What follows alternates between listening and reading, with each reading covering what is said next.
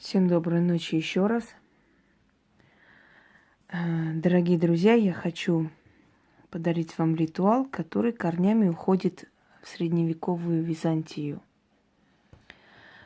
И на самом деле я очень люблю дарить особые ритуалы, особые заговоры этнические, то, что я за много лет работы с архивами,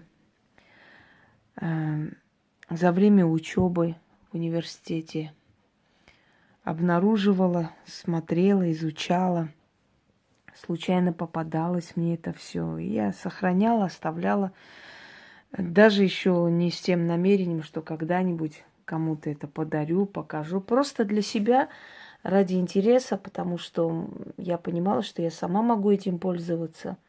Это очень интересно, это очень необычно, очень сильно, потому что такие подобные действия имеют многовековую энергию, тысячелетнюю энергию. Поэтому они исполняются, поэтому они получаются.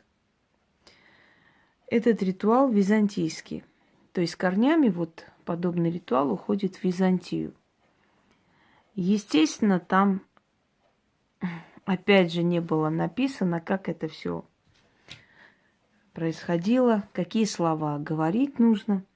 Но примерно я поняла, что там должно было быть, потому что там было полное описание, как это делалось, а остальное уже, знаете, дело интеллекта. Если человек умен, если человек эрудирован, начитан, он обязательно поймет, он сам придет к выводу, что должно было быть, что можно в такой ситуации было бы сказать и прочее. И знаете, получается очень даже неплохо. Называется это «Записки к судьбе». А если по-другому, то византийский ритуал на желание. Поскольку в те древние времена бумага была редкостью, писали в основном на коже животных, а именно телят, потому что у телят более такая мягкая кожа. И для того, чтобы написать одну книгу, нужно было целое стадо телят перерезать, снять с них шкуру. То есть это было далеко не дешевое удовольствие. Поэтому понятное дело, что крестьяне не могли себе это позволить. Поэтому они писали на коре дерева, они писали на камнях. Но этот ритуал, он основан на древнем поверье, что огонь усиливает всякое желание, огонь усиливает всякий посыл к судьбе. И с помощью энергии огня можно как бы донести свою просьбу до определенных сфер, которые над судьбой человека, которые руководят судьбой человека. Писали углем в основном на коре дерева или на маленьких дощечках, на каких-нибудь, на деревяшках маленьких и сжигали, сказав свою просьбу. После того, как это действие было сделано, пепел либо бросали в реку, чтобы река уносила, поскольку река – это символ движения и жизни, да, судьбы.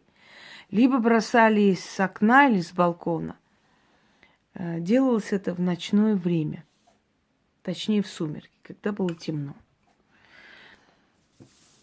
Просьбу можно было обозначить как в плане денежном, как в плане, чтобы сбылась особая мечта, просьба, ну, например, там, в наше время, да, какую просьбу можно озвучить, скажем, найти хорошую работу или получить ту или иную должность и так далее. Ну, у крестьян были немножко иные заботы.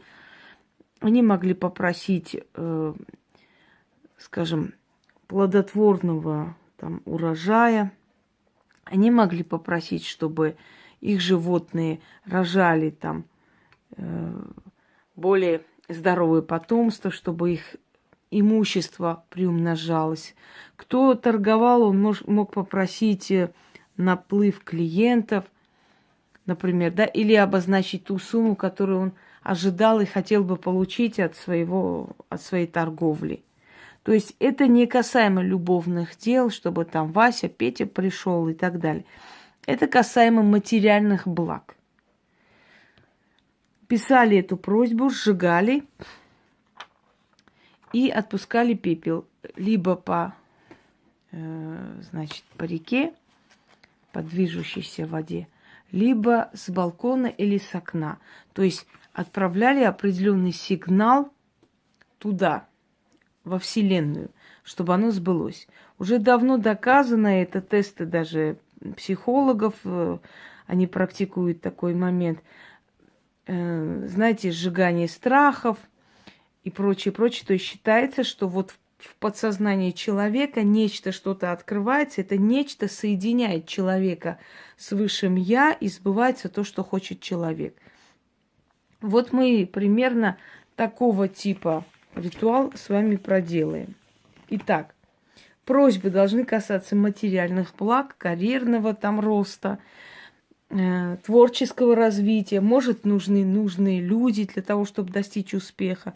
Может, нужно, чтобы вам не отказали в просьбе, чтобы взять там какую-то сумму, да, кредит, скажем, и расплатиться с чем-то или начать какую-то работу. То есть в основном это касаемо материальных благ. К любовным просьбам это не относится. Это не относится к просьбе там выйти замуж, хочу завтра найти миллион, хочу вот это. То есть это должны быть приземленные просьбы, то, что реально вам получить, но что-то препятствует, чтобы это быстрее сбылось. Читать нужно один раз. Возьмите красную свечу, лучше всего. Пишите свою просьбу, когда прочитали. Сжигайте пепел, потом отпускаете в окно. Итак, сила всемогущей судьбы. Ты все знаешь, все видишь, все слышишь. Я к тебе обращаюсь, твоей воле покоряюсь, перед величием склоняюсь и покорно прошу и заклинаю. Напишу свою просьбу, благословлю, да сбудется, как я прошу. Пишите. Например, давайте я напишу, например, да, 100 тысяч. Ой, 10 написала. 100 хочу. Рублей. В ближайшее время. Пишите четко свою просьбу. Пожалуйста, не пишите там лекцию целую. Коротко, ясно. Или получить такую-то должность от такого-то человека. Как можно четче. Потому что этот сигнал идет туда. Во Вселенной разбираться не будут. Получить хорошую должность, чтобы все было хорошо и так далее. Это не то. Написала. Еще раз читаю. Сила всемогущей судьбы. Ты все знаешь, все видишь, все слышишь. Я к тебе обращаюсь, твоей воле покоряюсь. Перед величием склоняюсь и покорно прошу и заклинаю. Напишу свою просьбу, благословлю, да сбудется, как я прошу. Написали. Далее. С жаром огня силу придам, через огонь миру отдам. Во 100 крат усилю слова, и пеплом донесу до врат вселенских. Сожгли. До трона судьбы дойдут и сбудутся. Мое слово верное, мое дело правое, да будет так, и так будет. Заклято.